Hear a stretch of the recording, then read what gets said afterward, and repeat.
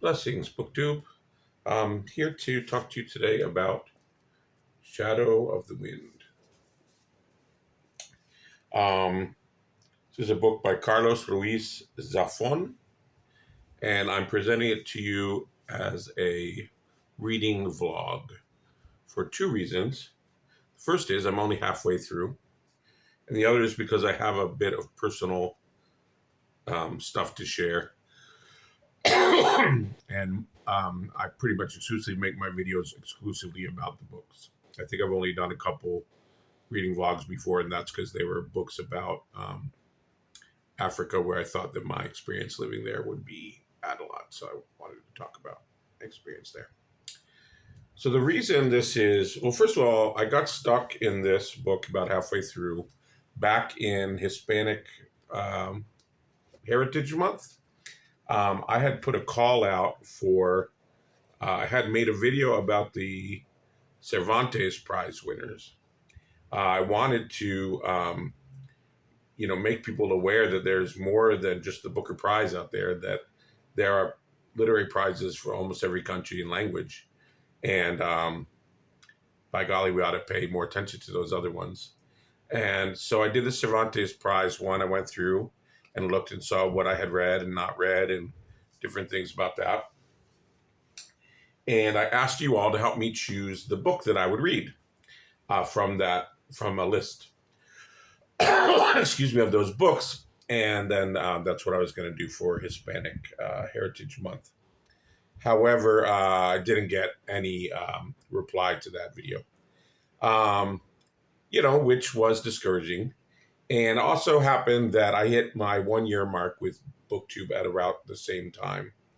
So I had to do a lot of thinking about my BookTube, channel. It's always been important to me that it be about the books and not about me, but I can't help being me and being in the middle of it. So I think what really discouraged me was when I looked at the way people use BookTube. In other words, most people are being passively fed what they watch, rather than actively searching for books. Which I'm not even sure my books would show up even if you actively search for them. Although the other day I got someone who was researching Perec and found one of my first videos. So I guess it is still possible. But what I found is that when I search something, like one of y'all's videos, it very often doesn't appear in the search. Certainly not in the first ones. And a lot of stuff is forced at you that doesn't have anything to do with what you're looking at. What you're searching for, with specific, you can put the specific words in, it doesn't matter. Even I said, well, let's go look at the subscription page. And I realized that even in my subscriptions, first of all, that the majority of the sites that I liked were ghost sites. In other words, these booktubers are no longer booktubers. That was discouraging. I think BookTube had a moment there when it was more like what I would like BookTube to be. And then, which is nothing against the current booktubers, many of whom are amazing, of course. But anyway, and also that only the new videos were being fed to me. And so I thought, well, then people are getting shoved my random, latest videos shoved at them, which may have nothing to do with what they discovered me for. They might be interested in, I do a certain number of plays, or I do a lot of French books. Obviously I studied French. So, why not show them those ones? But that's not how it works. So I really realized that my vision of people being able to just search BookTube and just find books and mainly use BookTube to look for reviews of specific books or discussions, not reviews, because reviews are too often empty, no spoiler, and it's all the new releases. I'm talking about old books of great value that we have tons to talk about around them, and that's what I want BookTube to be. So I realized that this wasn't happening. So I had to decide, was I going to continue on in this vanity project? I'm not above vanity, and I have decided to continue on for various reasons. But I had a moment. Let's just say I had a moment, and it happened to affect this book. So I had read a couple books before that you all had recommend that BookTube recommends, Midnight Library, and I can't remember a couple more, and been a little underwhelmed.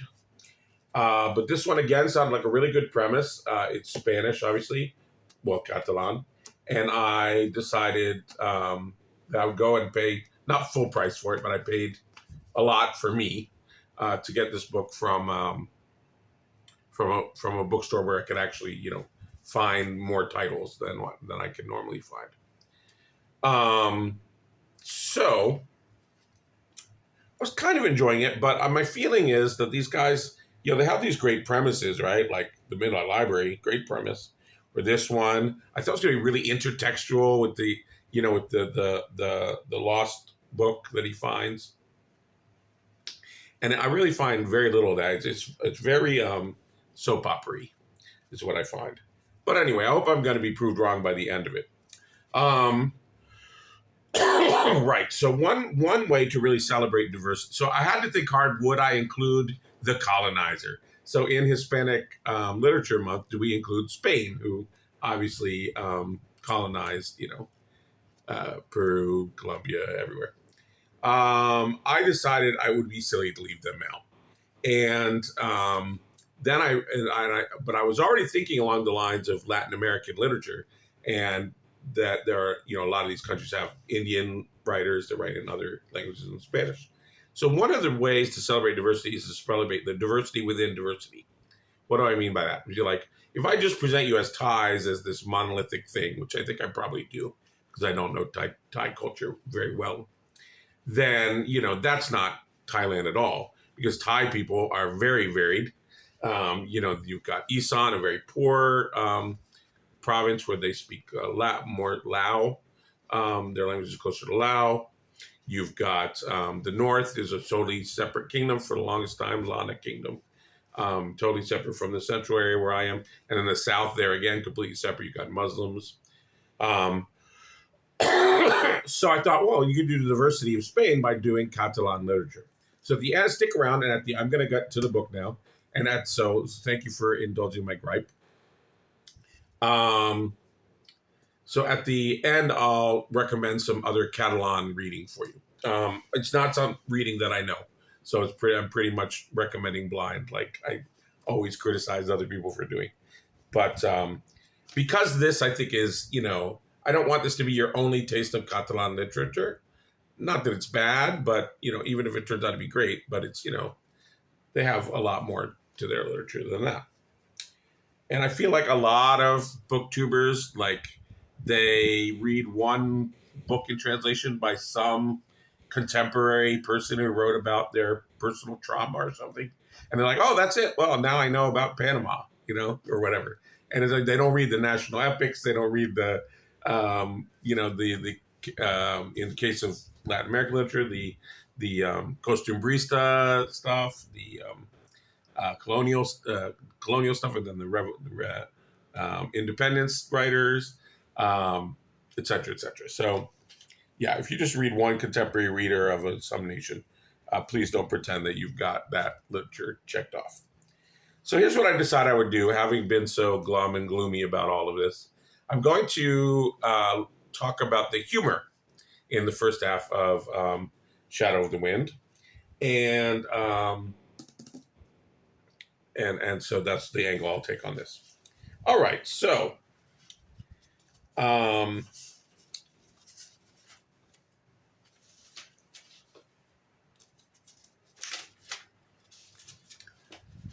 he uses humor in different ways, I think, pretty effectively for the most part. Of course, characterization, but more than that. So here we'll start with character Barcelo. Says, I hate to bring up the subject, but how can there be jobs? In this country, nobody ever retires, not even they're dead. Just look at El Cid. I tell you, we're a hopeless case. So this is, he has more than one literary pun in here. So El Cid is the epic of Spain, and El Cid is still kicking around and just won't go away. So that's what he's talking about there when he says it just never never retires. I thought it was a bit amusing. Here on the very next page, 15, he says of a character, he says, that man's oratory could kill flies in midair. But I suspect if I want to find out anything about Julian Carax, I'll be well advised to stay on good terms with him. So there's some nice characterization there. I think it's the pen seller that he's talking about there. Okay, here we've got getting into some themes and ideas here, the idea of class. So it says that in Spain, both the cradle and pinnacle of Christian civilization, barbarism for all anarchists, those people who rode bicycles and wore darn socks, and surely they won't get very far. I found it very funny, this witticism of equating the anarchists not being able to get very far in terms of, as a political critique, like they can't succeed, but also because they've got these socks with being unwoven on their stolen bicycles. Oh, goodness. That's Clara's dad speaking there. Clara's like the first girl he falls for. Excuse me. I've been quite ill. All right. Next, we've got this Rabelaisian, another literary thing here, Monsieur Roquefort, which is their funny name for their tutor. By virtue of the peculiar aroma he exuded, despite the baths of eau de cologne in which he marinated his Rabelaisian anatomy. You may know Rabelais from Gargantua and Pantagruel, and his he has a lot of body humor, scatological humor. And he goes on down. He says, his youth had traveled to Paris once a month to spice up his cultural savoir-faire.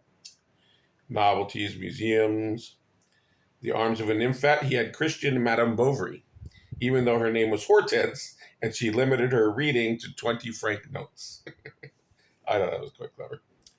Okay, so unless you think it's just body humor, though, here, we've got something a little more interesting.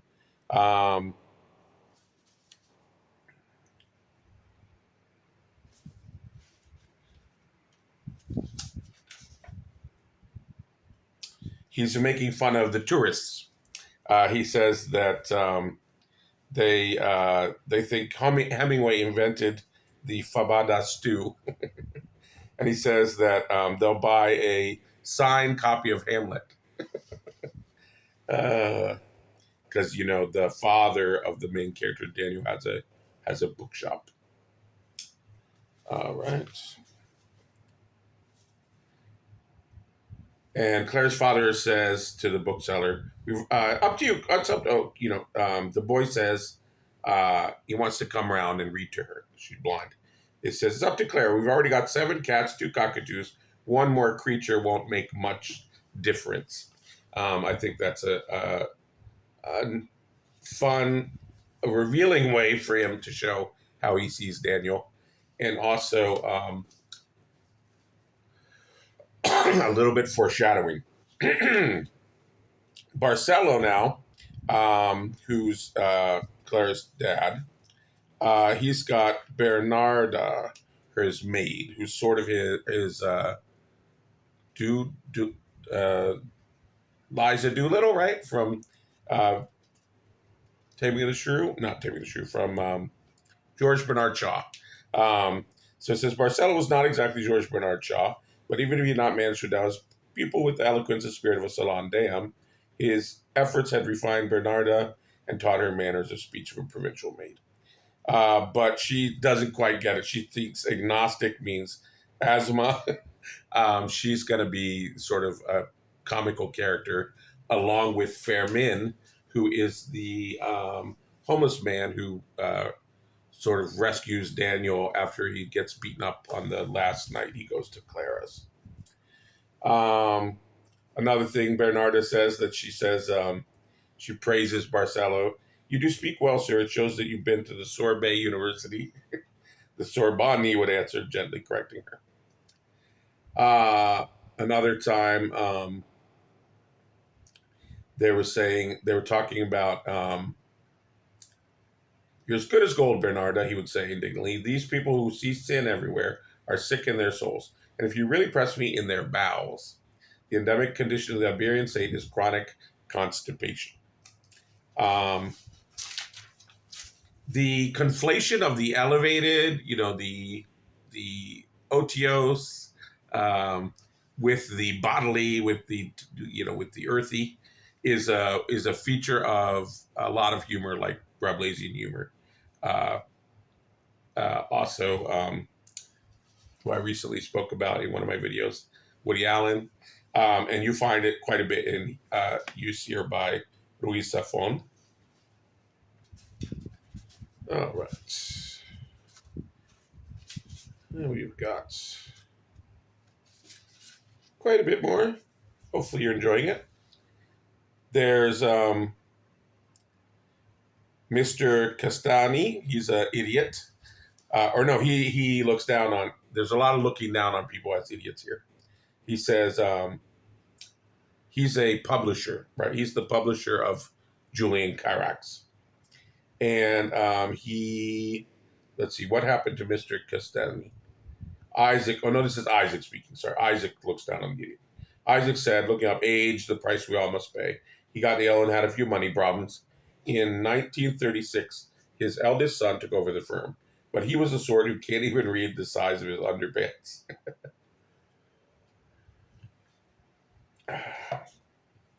They stroke some off on All Souls Night with a Cuban cigar in his lip and a 20-year-old on his lap. There is, not all of these land, and jokes. I think there are attempts at humor here that don't, and I think they are attempts at humor for the most part. They might be serving other functions as well, but there is a certain amount of cliche, and not that cliche can't be funny, but some of it is to me not funny. Okay, so we advance now. In the plot is advancing, and we've got Fermin now, the homeless fellow I was telling you about. He says, "Good God, another dam," I heard him cry. "These fascists will turn us all into a race of saints and frogs." They're very funny. Later on, they sneak into movies, and I guess at the beginning of the movies, the Franco is shown, or has a Franco song or something like that. And he always ends up sneaking in there, and they're always announcing some new reservoir, and these things just infuriate Fermin no end. But Fermin's no fool. He's not a Sancho Panza. He's well read. He says, "As a child, I felt the call of poetry and wanted to be a Sophocles or a Virgil because tragedy and dead languages give me goose pimples."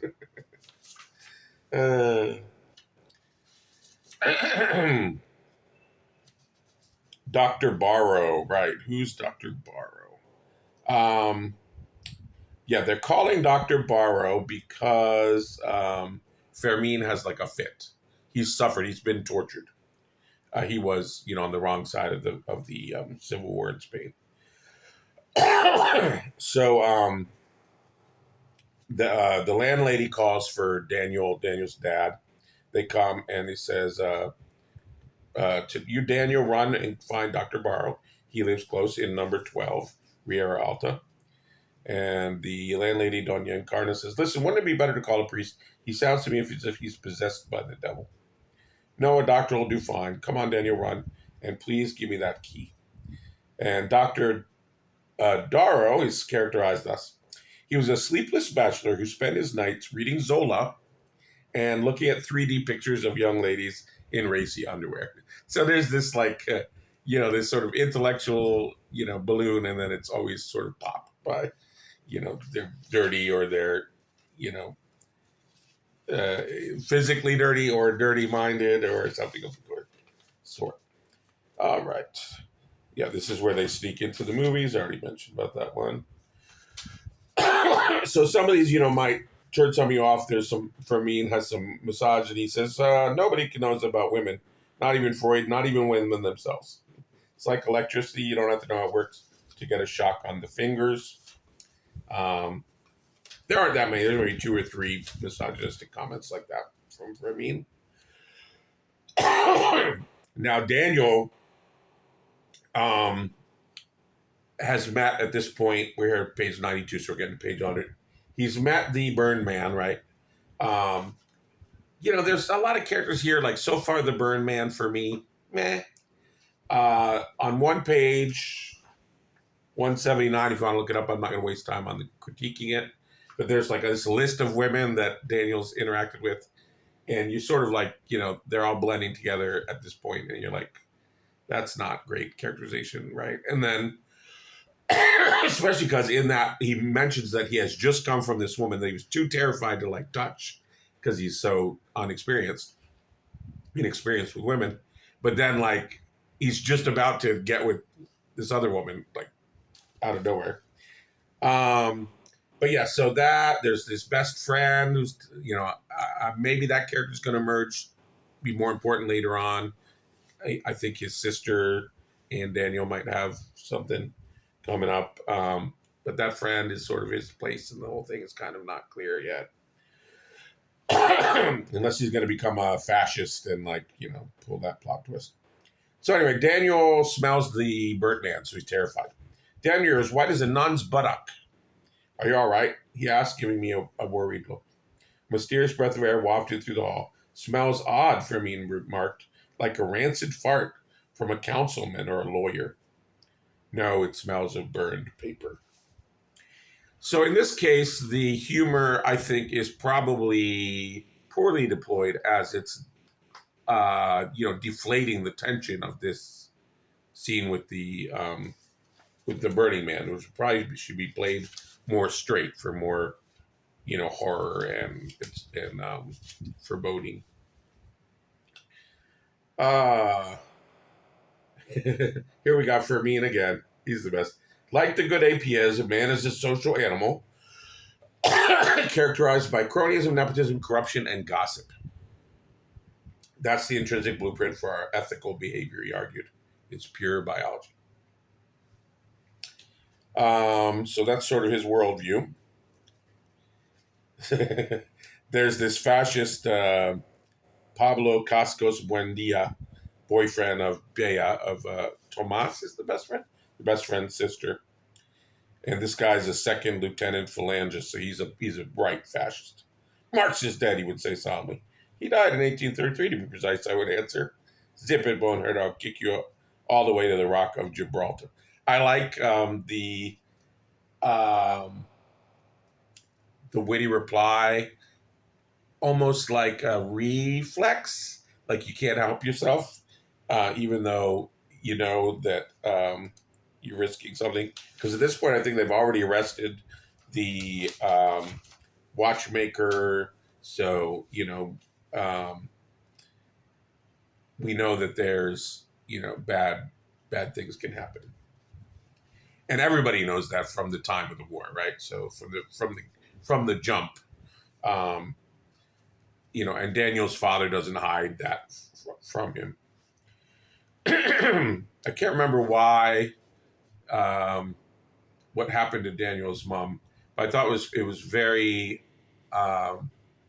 very nice feature of this book, besides the humor, was the inciting incident of Daniel beginning to forget his mom, and the terror that brings him. Here's another funny little literary throwaway line. Where I noticed that by good fortune we have so this is talking about in the bookstore. I noticed by good fortune we have an anthology of the best of Emilio Salgari and his epic tale of Sandakan, which, if you don't know, is a pirate story. This is Fermin trying to sell a kid's book to. He's just met Bernard, and obviously they're going to get together, and they do. I mean, it's pretty obvious. And she says, "Oh, I don't know. I'm not sure about the lives of the saints. The girl's father used to be very left wing, So she confuses this tale of Sandakan for some kind of hagiography. Excuse me. All right.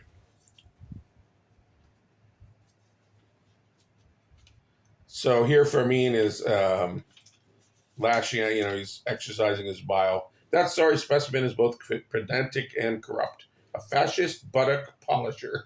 Firmin declared, raising his fist, striking the pose he reserved for his avenging moods.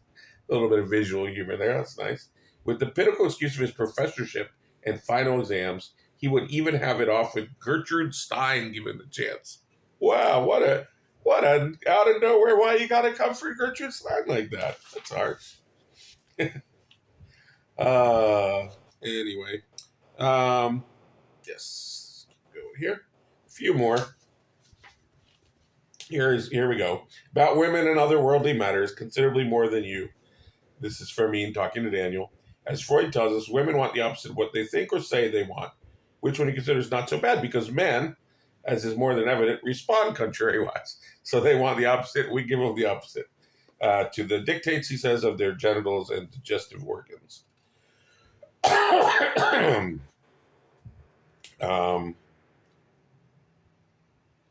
it goes on to say that women or men heat up like a light bulb and on and off real quick, and women heat like a iron, clothes iron. Let's see what they call Fermi's thermodynamic theories. I'll give you just a couple more here, and I hope you've seen sort of the range of ways in which he uses the humor.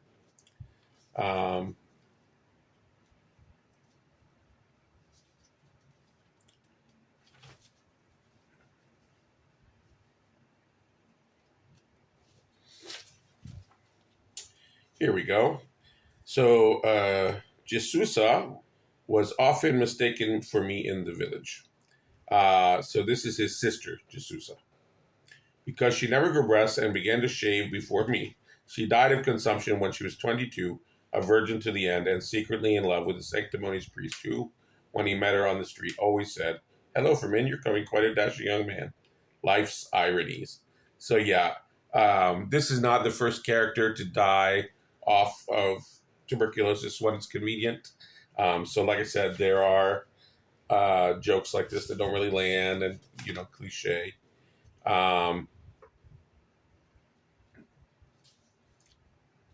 Here we have a dream sequence. It's kind of funny. Except in my dream, he was dressed, this is about Father Fernando. He was dressed as the center forward for Real Madrid, and he had the league cup next to him, shining like the Holy Grail. This is great. I remember when I first moved, the first time I moved to Mexico, people telling me, you look for two things on a Mexican's wall that they worship, the Madonna and Maradona. So here we have that sort of conflation of their uniforms, as she says, of the priests and the footballers' uniforms. Conflation of religion and football, which is called a religion in Latin America very often. All right, so there you go. I think you've got somewhat of an idea of. Here we have another scatological humor here. His father is a poor wretch who has trouble enough finding his own bum when he needs to move his bowels. And Don Yvonne is a harpy with the brain of a flea, etc., etc. So hopefully you got an idea of the uses of this humor, mainly characterization, but a few other ways. And frankly, it's pretty much only in the humor that we get much connection with other literature. And that, I think, is my main beef with the book, is that I thought there was going to be this super intertextual thing going between Julian Carax's works. I mean, we get to know a little bit, maybe the story of Red House. There's just a mention of Cathedral Thief and a little bit, sort of the bare bones of Shadow Wind, Shadow of the Wind. And so maybe that's going to come later, but for now, all we're really getting is kind of a tracking down of the author, Julian Carax. And there's this with this slight, magical mist around the possibly his killer, possibly it's him, this burnt man, who may either is Julian Carax or killed Julian Carax. We'll find out. But maybe that's the devil, But yeah, so it's I'm not going to equate it to a police procedural cold case sort of narrative, but I wanted it to be much more metatextual, interliterary. Here's a little bit of Don Quixote. So we've got Fairmin hailing by waving his arms around like a windmill. He insists on driving in the front seat, which gave him the chance to get involved in discussion with the driver about Joseph Stalin, who's the taxi driver's idol. Excuse me. And this is hilarious. Here's what he says to him about Stalin. He says, I've heard you've been suffering badly from Stalin's been suffering badly from prostate trouble ever since he swallowed the pip of a loquat, and now he can only pee if someone hums the International for him.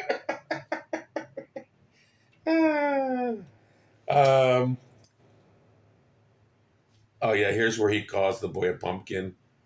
A little bit. I guess there's more misogyny in here than I remembered.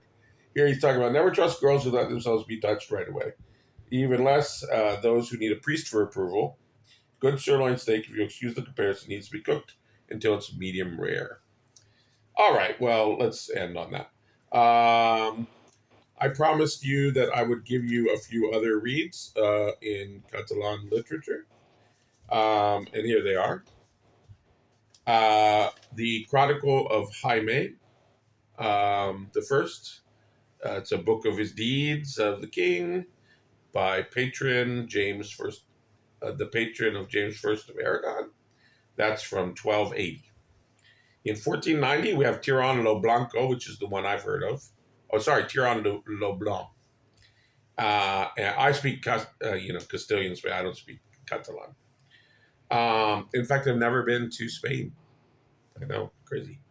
So Tirán lo Blanc is a book of chivalry, and influenced Don Quixote. It's referenced in there as well.